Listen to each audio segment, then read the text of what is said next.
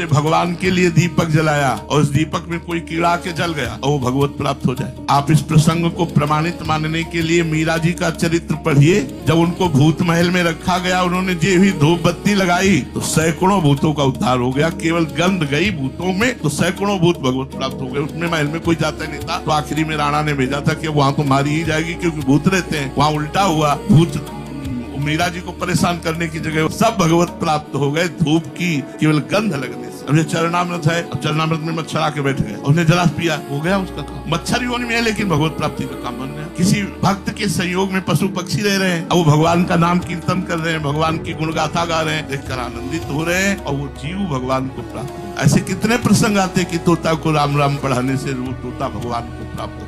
तो जैसे आप 84 जी गा रहे हैं, नाम कीर्तन करें, कोई पशु पक्षी सुन रहा है, सबको भगवत प्राप्ति होगी। सुनने मात्र से भगवत प्राप्ति। भक्त के घर की छिपकली का भी कल्याण हो जाए, क्योंकि वो भी नाम कीर्तन, घंटा ध्वनि, आरती, धूप, इसकी सुगंध जा रही ना, उसके वहाँ मकड़ी का भी कल्याण हो जाए, क्योंकि भक्त घर में बनी। भक्तों का संग बहुत दुर्लभ बात। क्यों? क्योंकि सब परमात्मा के अंश हैं, भगवान के अंश हैं। लेकिन देवताओं का नहीं होगा कि देवता लोग अपने पुण्यों का भोग भोग रहे हैं। वो केवल भोग भोग सकते हैं पुण्यों का, वो भगवान का भजन नहीं कर सकते, वो भक्तों का संग नहीं कर सकते। कभी ऐसा सुनने में नहीं आता है कि अमुक देवता किसी भक्त के संग बैठकर कीर्तन कर रहा हो या भजन कर रहा हो। इसलिए उनका उद्धार जब वो पुण्य लोक क्षीणे मृत्यु लोक की विसंति, पर मृत्यु लोक में अगर हमारा जन्म हो गया है, मनुष्य जन्म हो गया है, तो हमारा पूरा अधिकार इसी जन्म में भगवत प्राप्ति का।